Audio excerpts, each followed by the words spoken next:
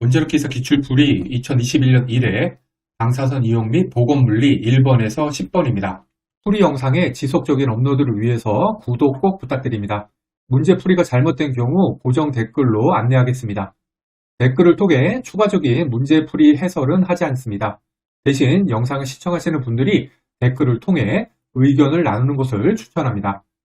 고정 댓글에 기출문제 파일 다운로드 링크 있으니까 프린트해서 보세요.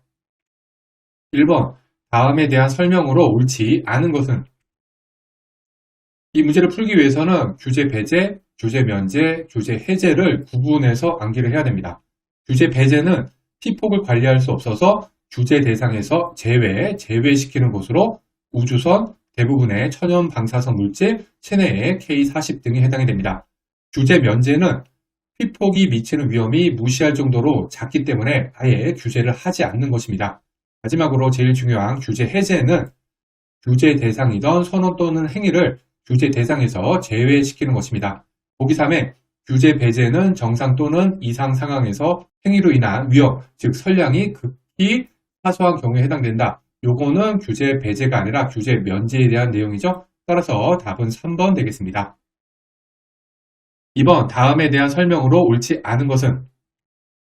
먼저 확률적 영향 살펴보겠습니다. 확률적 영향은 선량에 비례해서 위험률이 증가하는 것이고요. 암, 백혈병, 수면 단축, 유전 등이 있습니다. 이 중에서 백혈병은 잠복기를 거친 후 발생을 하고요. 연령에 따라서 발생 빈도가 증가하다가 정점을 찍고 감소하게 됩니다. 이에 반해서 결정적 영향은 문턱값을 넘으면 발발하고 선량에 비례해서 심각도가 증가합니다. 백혈구 감소, 백내장, 피부 홍반, 갑상선 기능 저하 등이 있고요. 이 중에서 문턱값이 최소인 것은 백혈구 감소가 되겠습니다. 방사선 감소성 같은 경우에는 연령이 어릴수록 높지만 노인 같은 경우에는 방사선 감소성이 다시 증가합니다. 그런데 보기 2의 방사선 감소성은 인간의 경우 연령이 증가할수록 계속 감소한다. 이렇게 되어 있는데 이거 틀렸죠? 답은 2번 되겠습니다. 3번 다음에 대한 설명으로 옳지 않은 것은? 앞에서 살펴본 확률적 영향이랑 결정적 영향 다시 보면 확률적 영향은 선량에 비례해서 발생 확률이 증가하는 거고요. 결정적 영향은 선량에 비례해서 심각도가 증가하는 것입니다. 일단 보기 1에서 폐하의 지능 저하는 1시버트당 IQ 30 정도로 알려졌고 확률적 영향의 특성을 갖고 있다. 이렇게 되어 있는데 폐하의 지능 저하는 결정적 영향이거든요. 따라서 1번은 틀렸습니다. 그리고 이거 모른다고 하더라도 1시버트당 30점 저하 이거는 뭔 얘기냐면 선량에 비례해서 심각도가 증가하는 결정론적 영향에 대한 설명이죠. 그런데 뒤에는 확률적 영향 이렇게 되어 있으니까 앞뒤가 맞지 않아서 1번이 옳지 않은 것을 알 수 있습니다. 답은 1번 되겠습니다. 참고로 보기 3에 배가 선량 나와 있는데 자연적 돌연변이 발생과 동일한 유발률을 나타내는 선량이다. 이렇게 되어 있잖아요.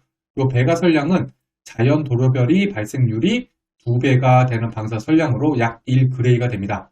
요거는 자연 상태의 돌연변이 발생률 더하기 피폭으로 인한 돌연변이 발생률이 자연 상태의 2배가 돼야 되기 때문에 이거 2개가 같아야 되는 거잖아요. 따라서 자연적 돌연변이 발생과 동일한 유발률을 보여야지 2배가 되는 게 맞죠. 따라서 3번은 맞는 얘기가 되겠습니다. 4번 비례계수관에 대한 설명으로 옳지 않은 것은? 비례계수관의 경우에는 인과전압 초기에는 알파선에 기인을 하고요. 인과전압이 올라감에 따라서 알파선과 베타선의 영향을 받습니다. 보기 2의 저전압 영역 플래토 같은 경우에 알파선과 베타선에 기인한다. 아니죠. 전압이 올라가야지 2개죠. 따라서 2번이 틀렸습니다. 참고로 4번 보면은 P10 가스가 많이 사용된다. 이런 내용이 있는데 비례계수관의 계수형 가스는 P10 가스, 아르곤을 사용을 하고요. 지행 계수관의 계수형 가스가 Q가스, 헬륨을 사용을 합니다. 불간 시간은 비례계수관은 수 마이크로 시버트, 수백 마이크로 세크입니다. 5번 다음에 대한 설명으로 옳지 않은 것은?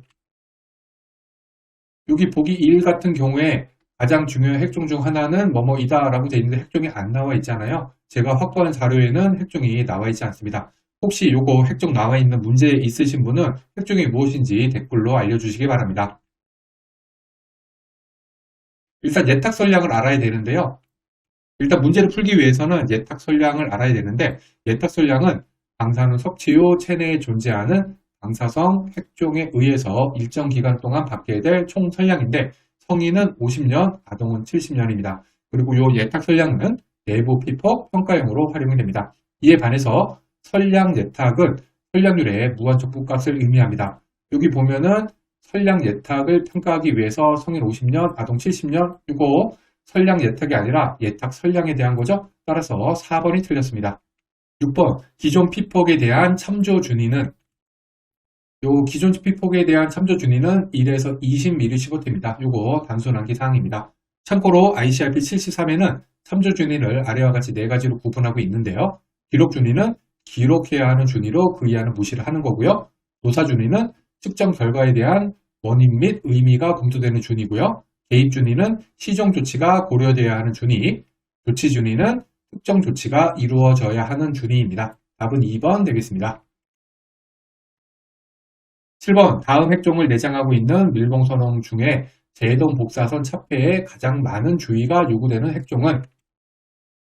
이거 빈출되는 문제죠. 제동복사는 고에너지 베타선이 질량수가 높은 물질과 반응해서 제동복사선 특정 X선을 방출하는 것입니다.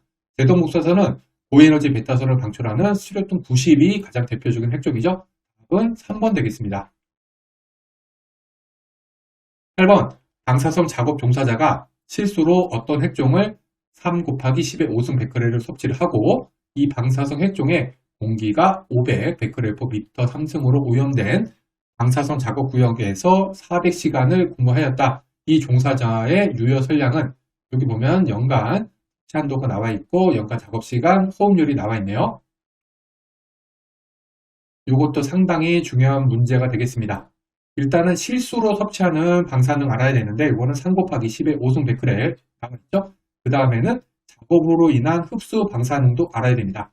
보면은 작업 환경이 500 베크렐/미터 상승, 여기다가 호흡률이 1.2, 그리고 400시간 근무했으니까 각각을 곱해주면은 작업으로 섭취한 방사능이 2.4 곱하기 10의 5승 베크렐이 돼서 총 섭취한 방사능은 실수로 섭취한 거 더하기 작업으로 섭취한 거 2개 더해주면은 5.4 곱하기 10의 5승 베크렐이 됩니다. 그리고 여기 연간 섭취한도 6 곱하기 10의 5승 베크렐, 요거의 의미는 뭐냐면은 연간 피폭 선량이 20mSv/Y가 되는 섭취량입니다. 따라서 유효 선량은 20mSv에다가 앞서 계산한 5.4 곱하기 10의 5승을 연간 섭취한도 6 곱하기 10의 5승으로 나눠주면은 계산해주면은 18mSv. 답은 4번 되겠습니다. 9번, 다음 괄호 안에 알맞은 것은 입자형 방사선 핵종 배기관리 설비에 사용되는 고성능 헤파 필터는 얼마 마이크로미터 크기 입자에 대해서 99.97% 재고율을 가진 필터를 의미한다. 이 문제도 단순 암기 사항입니다. 답은 0.3 마이크로미터가 되겠고요. 참고로 최근 20년에 이 문제는 요거 한 문제 나왔습니다. 10번, 다음 중 베타선이 물질 중에서 에너지 손실에 가장 크게 기여하는 핵종은? 베타선 같은 경우에는 궤도 존재하고 반응을 해서 물질을 여기 또는 전리시킵니다. 따라서 보기 3이나 4 중에 답이 있는데요. 이 중에서 비탄성 충돌이 더 많은 에너지를 전달하죠. 따라서 손실이 더 큽니다. 답은 4번 되겠습니다.